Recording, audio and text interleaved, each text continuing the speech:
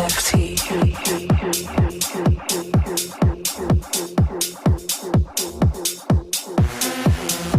Já pensou em comprar um tweet ou então um momento de um jogo de basquete? Aquela cesta inacreditável do seu jogador preferido? Parece loucura ou ao menos não fazer nenhum sentido, mas em 2021 essa é uma possibilidade real. No final de março, o presidente executivo do Twitter, Jack Dorsey, vendeu sua primeira publicação na rede social por pouco mais de 2,9 milhões de dólares, cerca de 16 milhões de reais na cotação atual. E tudo isso por conta de 3 letrinhas, NFT, sigla de Non-Fungible Token, ou em bom português, token não fungível. Ele é uma espécie de ativo digital único que explodiu de popularidade neste ano. Esse token é uma sequência única que não pode ser alterada e está sendo usada para dar autenticidade a objetos físicos ou digitais. Cada NFT possui sua própria assinatura digital baseada em blockchain, que funciona como um registro público. A ideia é que quando você carrega um arquivo no blockchain, ele se torna um token que não pode ser mexido, e é seu independente de terceiros. Portanto, eles tornam possível possuir um pedaço de mídia digital da mesma forma que você é capaz de comprar uma moeda digital como o Bitcoin. Os NFTs contêm informações de identificação registradas em seus contratos inteligentes.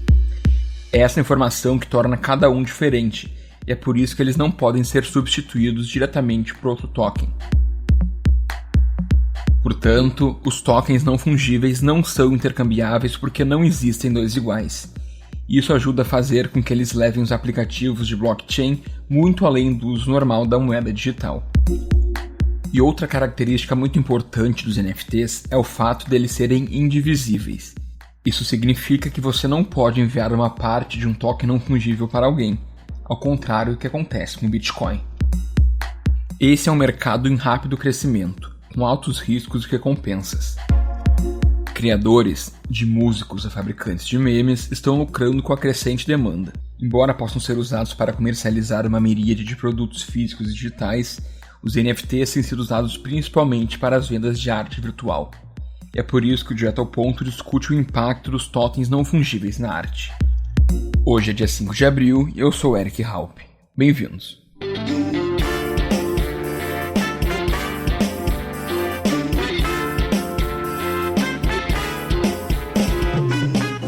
O NFT encontra suas raízes no pico da cultura Tumblr, quando uma comunidade ruidosa e inspiradora de milhões de artistas e fãs estava compartilhando imagens e vídeos completamente desprovidos de atribuição, compensação ou até mesmo contexto.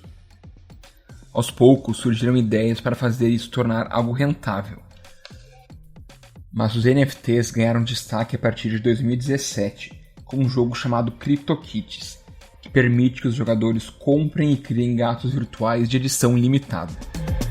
Então, a partir daí, os desenvolvedores adotaram os NFTs para permitir que os jogadores ganhassem itens nos seus jogos, como escudos digitais, espadas ou até mesmo prêmios semelhantes a outros itens colecionáveis. E essa chamada tokenização desses ativos é uma verdadeira virada de jogo, pois ela permite a transferência de tokens diretamente ou para outro jogador por meio de mercados de blockchain especializados. E o legado do CryptoKitties é inegável. O projeto aumentou a consciência sobre o conceito de tokens não fungíveis. Mas além dos jogos, os NFTs são frequentemente usados para vender uma ampla gama de colecionáveis, incluindo cartões de troca virtuais da NBA, música, imagens digitais, videoclipes e até mesmo imóveis virtuais em Decentraland, um mundo virtual. O site nonfungible.com estima o valor do mercado total de NFTs em 250 milhões de dólares, uma fração insignificante do mercado total de criptomoedas, mas ainda assim altamente atraente para os criadores de conteúdo.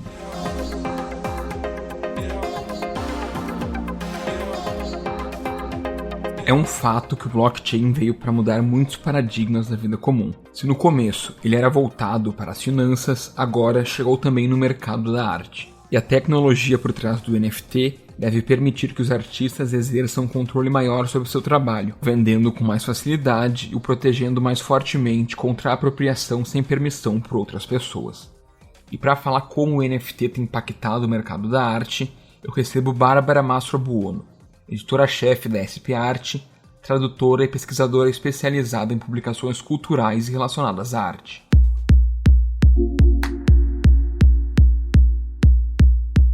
Bárbara, bem-vinda. Oi, Eric. Obrigada pelo convite. Prazer é nosso. Bárbara, antes da gente falar propriamente sobre o NFT, eu queria que você nos desse um breve comentário sobre o cenário atual da arte e como que o desenvolvimento tecnológico e digital que a gente teve aí nos últimos anos impactaram. Olha, eu acho que a gente pode pensar esses impactos em duas vertentes. A primeira vertente seria o impacto na produção artística, que passa a incorporar as novas tecnologias disponíveis no mercado. Isso é o que acontece, por exemplo, com a videoarte nos anos 60, que à medida que passou a se comercializar aparelhos de filmagem e videocassete, começou a surgir arte criada em cima dessa mídia. E o que decorre disso é uma evolução natural nos discursos críticos e receptivos realizados em torno da arte. O segundo impacto seria o impacto no mercado, que tem podido se utilizar cada vez mais de recursos tecnológicos para a comercialização da arte. E aí a gente consegue ver uma mudança muito grande do ano de 2019 para o de 2020. Então, apesar do mercado ter sofrido uma queda de 22% de um ano para o outro, do ano de 2019 para o de 2020, o mercado dobrou o valor obtido via comercialização online das obras, chegando a 12,4 bilhões de dólares em 2020. Então, a gente consegue observar um crescimento com um ganho muito concreto na quantidade de obras comercializadas online e também nas diferentes galerias, diferentes casas de leilão que passam a ser utilizado esse recurso. E Bárbara, focando agora no NFT, como que a arte entrou nesse cenário digital, por assim dizer? Como que a arte foi inserida nessa categoria de comercialização?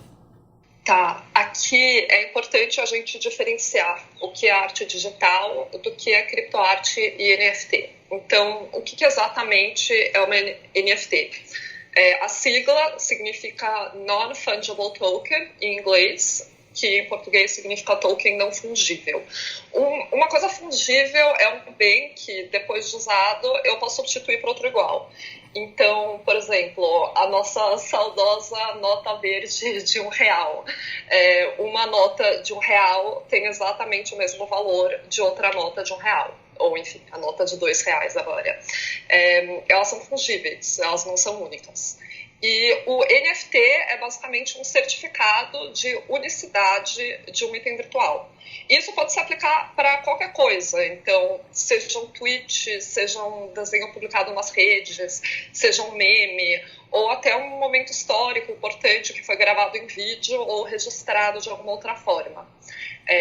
Esse NFT é vinculado ao blockchain, o que significa que é possível acompanhar todas as transações feitas em cima daquele item.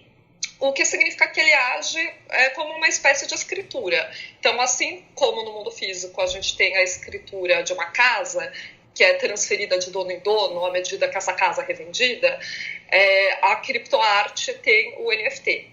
Então, é importante saber que a criptoarte, a arte vinculada ao blockchain, ou seja, é a arte com atestado de NFT. A arte digital, por outro lado, é simplesmente a arte criada com ferramentas digitais, seja para um público digital ou para um público físico. Então, a arte digital não é necessariamente o mesmo que criptoarte ou NFT. E é muito importante a gente entender isso, porque o NFT ele não é só aplicado a obras de arte. Ele é simplesmente um aspecto das transações por criptomoeda nas blockchains, que recentemente tem chamado a atenção no mercado da arte especificamente. Então, a gente teve recentemente a primeira venda de uma obra NFT numa casa de leilão internacional, a Christie's. A obra, que ficou bastante famosa, chama The First 5,000 Days, de um artista que chama Beeple, vendeu por mais de 69 milhões de dólares. E esse acontecimento, ele inseriu as NFTs dentro do circuito institucionalizado de arte. O que significa que muitas pessoas que antes não acompanhavam o mundo das transações de criptomoeda começaram agora a prestar atenção nessa forma de adquirir arte. Perfeito. E quais são as implicações mais diretas do NFT no mercado da arte? Porque, como me parece, tu bem mencionaste da Christie's, né, que é uma das casas de leilão mais famosas do mundo, já está aí se adaptando. Me parece que quem ficar para trás vai ficar obsoleto.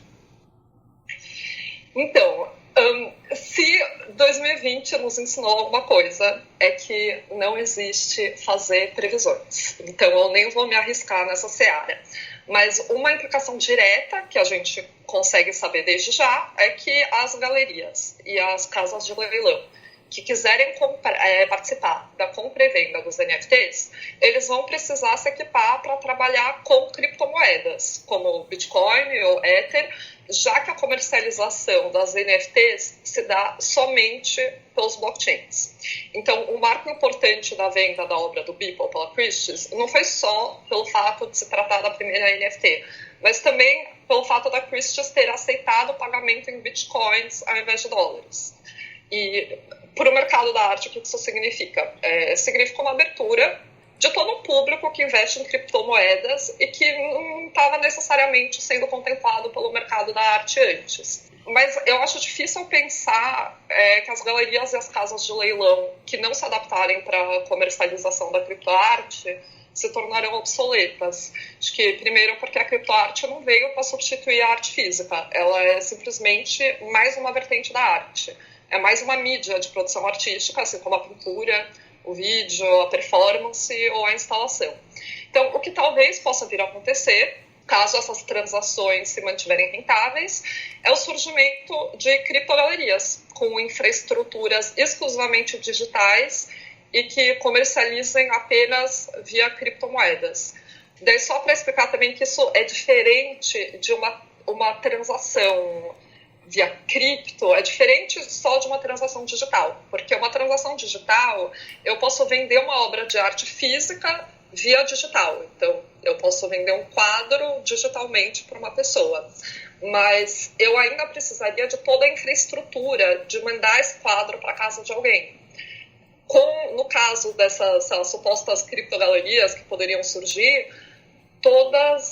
não é mais necessário uma infraestrutura física. O que você precisa é uma infraestrutura compatível com criptomoedas. E como fica a questão da curadoria? Também a relação do que a gente entende como arte. Porque hoje, quando a gente fala principalmente de arte moderna, muita gente discute. Isso aqui é arte? Como é que fica essa questão, possivelmente com criptogalerias, com a questão da transação por NFT? Para responder essa pergunta, acho que a gente precisa de mais 4 episódios de podcast. Mas o que eu posso dizer é que quanto mais a produção historicamente, quanto mais a produção artística se afasta de uma representação figurativa, maior é o desconforto e a confusão que ela causa na recepção com o grande público. Isso é um movimento cíclico da história da arte. Então, e também à medida que as novas mídias são exploradas. Quando a gente lê uma notícia que o meme do Nyan Cat foi comercializado como obra de arte NFT por $milhões, acho que o estranhamento que isso causa não é muito diferente do que o que ocorria nos anos 50 e 60 com a criação dos museus de arte moderna. E com o afastamento radical que ocorreu na época da produção artística daquelas categorias europeias de belas artes que dominavam tudo que era ensinado como arte. Então, o que a gente está vivenciando agora, com esses sentimentos de distanciamento, estranhamento para com essas obras de arte digitais, elas não são novidade. As discussões que elas têm acendido sobre autoria, sobre falsificação, sobre reprodutibilidade de uma obra de arte, essas são discussões que existem já há muito tempo, desde o advento da própria fotografia, ou, sabe, quando a gente pensa nos trabalhos do Warhol, onde ele se apropriava da serigrafia para construir uma produção de arte, de certa forma, mecanizada. Nenhuma dessas discussões são novidade para a história da arte. Está acontecendo acho que pela primeira vez, uma contextualização criptodigital desse tipo de discussão. Então, em vez de eu ter que dar um exemplo do Andy Warhol, de alguma coisa que já se passaram décadas, agora a gente vê isso se desdobrando absolutamente no momento presente. Mas a discussão, o estranhamento, é uma coisa extremamente cíclica que, enquanto o mundo é mundo, é arte, a arte vai sempre ocorrer. Bárbara, e pelo lado do artista, o que isso representa para os criadores? Para os artistas, a criptoarte significa a possibilidade da presença do próprio artista sem tantos intermediários, ou seja, sem as galerias, casas de leilão ou feiras. Então, como a transferência da arte, que nesse caso, no caso da NFT, é um arquivo digital, como a transferência da arte do artista para o colecionador se dá virtualmente, ele não precisa de nenhuma estrutura. Você não tem que mandar um quadro por uma transportadora para casa de um colecionador que fica em outro continente. Então, isso acaba dando mais independência para o artista fazer suas próprias vendas. E outra coisa que, pela NFT ser registrada no blockchain, o artista pode se manter a par das transações na obra dele, ou seja, de todas as compras e todas as revendas, podendo receber dessa forma um lucro em cima de cada revenda, que é mais ou menos como funciona o lucro dos autores de livros, então da relação entre as obras literárias e a indústria editorial. E o que esperar do NFT no futuro? É algo passageiro, uma moda, ou é algo disruptivo que pode ter efeitos aí a longo prazo? Como eu falei no começo, é importante que a gente entenda que os NFTs são algo para além do mundo da arte. E por isso que eu acredito que eles se mantenham independente da presença deles dentro do circuito artístico, institucional e comercial. Porém, já vemos algumas problematizações acontecendo na esfera artística. As transações em criptomoedas, elas são extremamente prejudiciais ao meio ambiente, já que para você minerar essas moedas, ou seja, extrair a moeda do blockchain, é necessário uma quantidade imensa de energia. Então, só para a base comparativa, de acordo com uma pesquisa recente feita pela Universidade de Cambridge, 1 ano de transações de Bitcoin equivale a 1 ano de uso de energia na Argentina, que é um país de quase 45 milhões de habitantes. Então, além do dano ao meio ambiente, por conta desse uso exorbitante necessário para fazer a mineração das criptomoedas, a gente tem agora um fenômeno de migração de fazendas de criptomineração.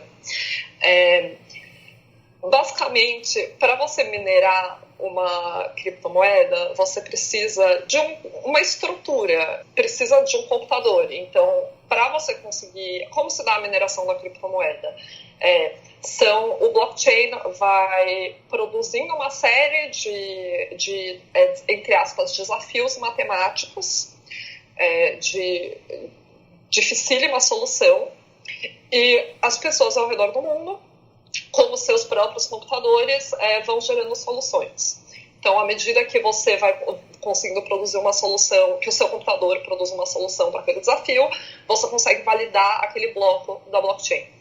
E o que está acontecendo no mundo real por conta disso? Qual é a consequência real desse efeito virtual? As pessoas estão construindo fazendas de criptomineração. Então, imagina estantes com fileiras e fileiras e fileiras desses computadores, que cada um demanda um uso super alto de energia elétrica, que em grande parte do nosso planeta é energia à base fóssil. Então, o que ocorre com essas migrações são que as pessoas estão mapeando no mundo onde a energia elétrica é mais barata para montar as fazendas de criptomineração delas lá. Então, acontece de, por exemplo, a gente ter complexos criados em países como o Irã, onde a energia é muito mais barata. Teve um caso em 2019, inclusive teve um caso muito curioso, que é que no Irã as mesquitas, elas não são cobradas pelo uso da energia elétrica. Então se descobriu fazendas de criptomineração ilegalmente montadas dentro de mesquitas, já que lá elas poderiam utilizar energia elétrica gratuita. Então, para os artistas, esse tipo de coisa tem se tornado um problema enorme, principalmente já que a gente vive num momento que o mundo inteiro está tentando reduzir a sua pegada de carbono. Então, a resposta dos artistas em relação a isso é tentar pensar em formas de criação de criptoarte que seja neutra na emissão de carbono. Então, retomando o exemplo do Beeple, o nosso personagem do leilão da Christie's, ele recentemente participou de um leilão virtual de NFTs com acho que mais 7 artistas, no qual cada artista criou uma NFT carbono neutra que foi leiloada por um marketplace, e o lucro integral foi doado para a Open Earth Foundation. Então, a gente vê cada vez mais que os artistas e o mundo da arte vai adentrando essa forma muito particular de comercialização, que é a forma de comercialização via blockchain com criptomoedas. O mundo da arte leva consigo todo o pacote de prioridades do mundo da arte, que a gente sabe que muitas vezes vivem apenas na esfera discursiva e não sempre se aplicam ao mundo real, mas que, enquanto esfera discursiva, agora também se aplicam a essa comercialização via criptoarte. Então, os artistas estão, sim, fazendo todo um movimento de tentar pesquisar, tentar investir, criando fundos para conseguir entender formas mais verdes de utilizar a NFT para que não tenha um impacto tão grande no meio ambiente. Bárbara, muito obrigado pela participação aqui conosco. Eric, eu que agradeço o convite, foi um prazer falar aqui com você. O Direto ao Ponto de hoje fica por aqui. Eu sou o Eric Halp, edição de Israel Mesquita. Até a próxima. Tchau, tchau.